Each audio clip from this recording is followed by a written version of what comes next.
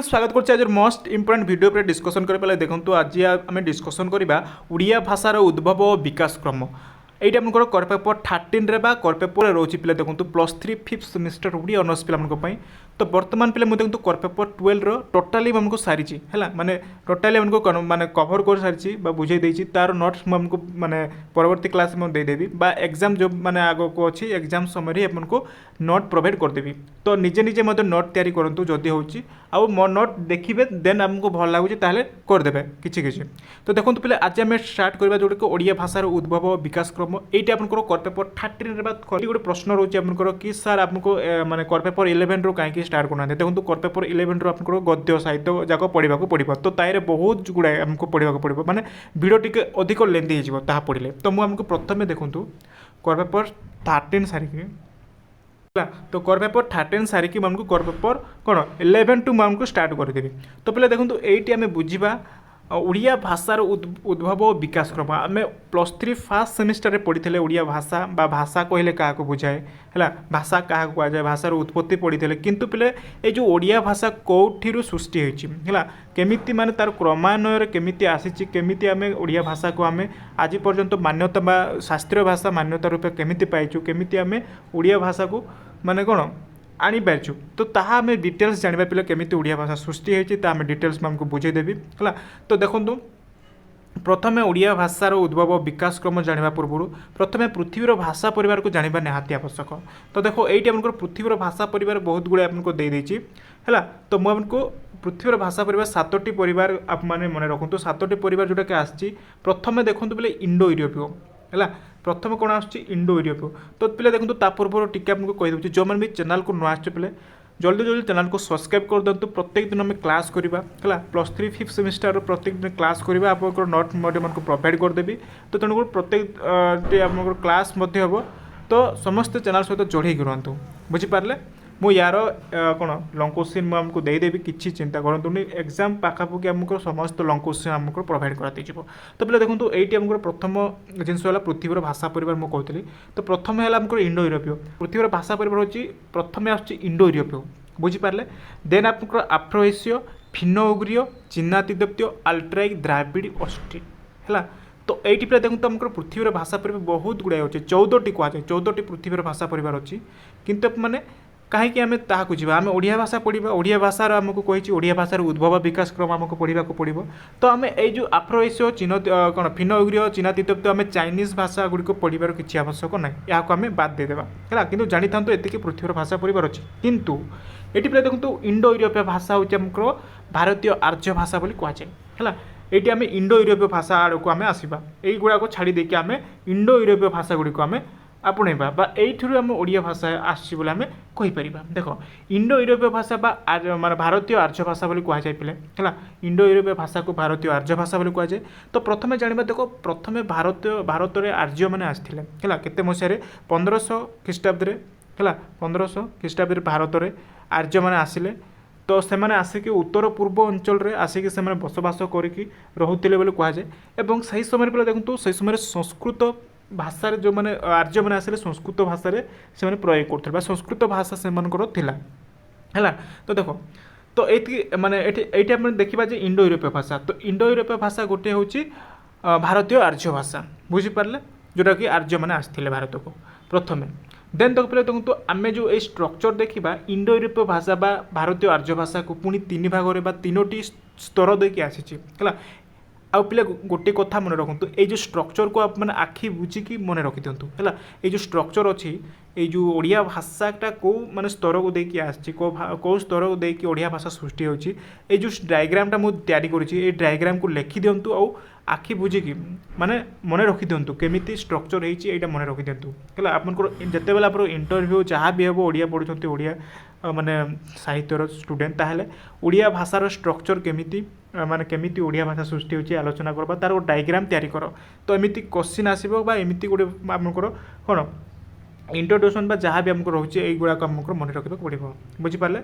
तो देखो प्रथम बुझा तार स्ट्रक्चर बुझा चलो। तो ये पे देखो प्रथम मुझे कहली कि आपंकर इंडो यूरोपीय आर्य भाषा को पुणी 3टी स्तर देकी गति करुचे जोटा कि प्राचीन है मध्य বা প্রাচীন ভারতীয় আর্য ভাষা বা মধ্য ভারতীয় আর্য ভাষা বা আধুনিক আর্য ভাষা হল। তো এই যে তিনোটি স্তর দিয়ে গতি করছে। তো আমি দেখা প্রাচীন। তো প্রাচীন যে প্রাচীন ভাষা পুঁ দেখুন ইয়ার সময়সীমা রয়েছে 1500 খ্রিস্টপূর্ব 1500 এটা পূর্ব খ্রিস্টপূর্ব 1500 রু 500 পিলে হল। তো এই যে প্রাচীন ভারতীয় আর্য ভাষা को পুଣି আমি দুই ভাগরে বিভক্ত করা বা দুইটি স্ট্রকচর আমি নেই আসিছু जोटा कि वैदिक এবং সংস্কৃত वैदिक संस्कृत और लौकिक संस्कृत पिले बुझीपारे। जो प्राचीन भारतीय आर्य भाषा आम जो तीनोटी स्तर दी आम आसिले जोटा कि आर्य भाषा तो से तीनोटी मध्य प्राचीन भारतीय आर्य भाषा को पुणी दुईटी स्तर दे गति कर तो से दुईटी स्तर हूँ वैदिक संस्कृति और लौकिक संस्कृति। तो पे देखो वैदिक संस्कृति में आपंकर वेद उपनिषद यही सब आम ग्रंथ रचना करा ये जो वैदिक से 1500 रु 800 ख्रीष्टपूर्व 1500 रु 800 मध्य जो वैदिक संस्कृत आसाला। तो सही समय पे देखो वेद विभिन्न वेद और आपंकर उपनिषद मान रचना करा जाइतिला बुझीपारे। देन पे लौकिक संस्कृति पुणी आसला लौकिक संस्कृति ये जो दुईट स्ट्रक्चर रो लौकिक संस्कृति आसला। तो ये जो लौकिक संस्कृति पे देखो विभिन्न पुराण मान रचना करा जाइतिला विभिन्न पुराण मान रचना करा जाइतिला हैला। तो एतिके आप माने जानिले जे आम इंडो यूरोपीय भारतीय आर्य भाषा को पुणी तीन भाग विभक्त करागला बा तीनोटी स्ट्रक्चर आसला प्राचीन मध्य आधुनिक। देन प्राचीन को पुणी दुईटी स्ट्रक्चर रो आसी जोटा कि वैदिक संस्कृत लौकिक संस्कृत तार समय लिखिदेवे। देन पे तो आम देखा मध्य ये जो मध्य भारतीय आर्य भाषा पुणी आम तीनोटी स्तर देकी गति करी देख केमी माने ओडिया भाषा केमी कौथि कौ पर्यंत आसी कौथि सृष्टि होती आप जानी तो देख ये आम जाना जो मध्य भारतीय आर्य भाषा को तीनोटी स्तर दिगला जोटा कि मध्य भारतीय आर्य भाषार समयसीमा हूँ 500 ख्रीष्टपूर्व 500 रु 1000 पर्यंत। तो यार स्तर दे तीनोटी स्तर दे गति करी जोटा कि पाली प्राकृत अपभ्रंश। देख पे पाली माने कौन पाली माने हूँ गोटे पंक्ति पाली माने गोटे पंक्ति जो पाली भाषा अशोकों शिलालोक समय पाली भाषा पढ़ी थे पाली भाषा कौन लिखा जाऊला पाली माने गोटे हूँ पंक्ति पंक्ति बोली कहीपर। देख पे पाली प्राकृतिक अपभ्रंश। तो पाली जो माने आसिला पाली प्राकृतिक अपभ्रंश ये जो स्तर आसिला तार समय हूँ ख्रीष्टपूर्व 500 रु 200 पालीर ये पे बहुत क्वेश्चन आसो आप क्वेश्चन पकई दिए जो पाली तार पाली भाषार समयसीमा केते पाली प्राकृत अपभ्रंश भाषा यहाँ कौ भाषा आसी मध्य भारतीय आर्य भाषा आसी बहुत गुड़ा क्वेश्चन आसो ये आप मन रखु। तो ये पे देखो मैंने जहाँ कहते कि जो पालीर अर्थ हो जो कि पंक्ति बोली कहुए जोटा कि सीधा सुलभ लिखा जाए पाली माने कौन जो अशोकों समय शिलालोक ये जो पाली भाषा लिखा जाऊला। तो देन आसूँ प्राकृतिक देन आप अपभ्रंश आम ये जो अपभ्रंश आड़ को जीवानी आम पाली और प्राकृत आड़ को जीवा। देख पाली हूँ जोटा कि तार समयसीमा 500 रु 200 और प्राकृतर समयसीमा हूँ 200 रु 500 देन आम अपभ्रंश है। तो ये स्ट्रक्चर आसला देन आम देखो प्राकृतिक पुणी आम 5टी स्तर दे गति करें ये देख पे प्राकृति आर्य भाषा को पुणी 5टी स्तर दे गति करी देखो सहीटा हूँ मागधी है मागधी सरसिनी महाराष्ट्री अर्धमागधी पैसाची है आम जो अपभ्रंश आड़ को जाइनु अपभ्रंशर तार समयसीमा ख्रीष्टपूर्व 200 रु 1000 पे है ये आमको रही 2000 आम यहाँ को छाड़ी देकी आम प्राकृति आड़ को जावा आमर भाषा कौथि आसी मैंने जाना निहाती इम्पोर्टाट आमको है ये स्ट्रक्चर को निहाती मन रखु। तो प्रथम देखो प्राकृतिक पुणी आमर 5टी स्तर देकी आसी तो सेगुड़ी पे देखो मागधी आसी सरसिनी महाराष्ट्री अर्धमागधी पैसाची है। तो ये 5टी स्तर देकी आसी प्राकृतिक भाषा देन पे देखो ये जो आम माने सरसिनी महाराष्ट्री अर्धमागधी पैसाची यहाँ को आम बाद देकी आम मागधी आड़ को जावा पुणी मागधी को पुणी 5 भाग 5टी स्तर दे गति कर स्तर हूँ पे देखो पूर्वी मागधी पश्चिमी मागधी उत्तर मागधी और दक्षिण मागधी और मध्यवर्ती मागधी है बुझे।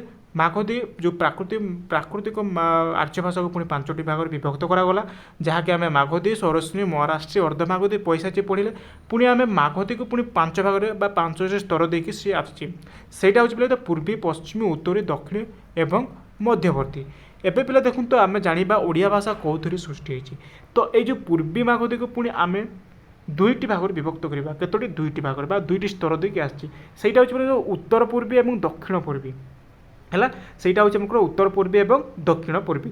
ये उत्तर पूर्वी पे देखो तो आसाम और बंगाला भाषा माने कौन रचना करा एवं दक्षिण पूर्वी आमर ओडिया भाषा रचना करा अतएव पे आम जदि ମାନେ କ'ଣ ଆମେ ଯଦି ପୁରା ପଢ଼ିବା ଟୋଟାଲି ଆମେ ଯଦି ଜାଣିବା ତାହେଲେ ଆମ ଓଡ଼ିଆ ଭାଷା ପିଲା ଦେଖନ୍ତୁ ଓଡ଼ିଆ ଭାଷା ଦକ୍ଷିଣ ପୂର୍ବ ମାଗଧି ଏଇଠିରୁ ଆମର ଭାଷା ଆମର ଆସିଛି ହେଲା। ଏଇ ଯେଉଁ ଦକ୍ଷିଣ ହେଲା ଦେଖାଇ ଦେଉଛି ପିଲେ ଏଇ ଯେଉଁ ଦକ୍ଷିଣକୁ ଯାଇକି ପୂର୍ବ ଏବଂ ମାଗଧି ପ୍ରାକୃତିରେ ଆମର ଓଡ଼ିଆ ଭାଷା ସୃଷ୍ଟି ହେଉଛି।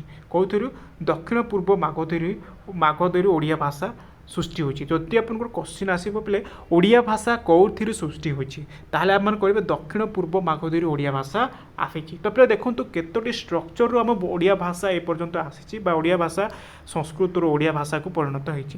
ବୁଝିପାରିଲେ? ତ ପିଲା ଦେଖନ୍ତୁ ଏଇଠି ଆପଣଙ୍କର ଷ୍ଟ୍ରକ୍ଚର ମୁଁ କହୁଛି ମାନେ ଏଇଠି ଦେଖିବା ଓଡ଼ିଆ ଭାଷା ଦକ୍ଷିଣ ପୂର୍ବ ମାଗଧୀରୁ ସୃଷ୍ଟି ହୋଇଛି ଏଇଟା ଲେଖିଦେବେ।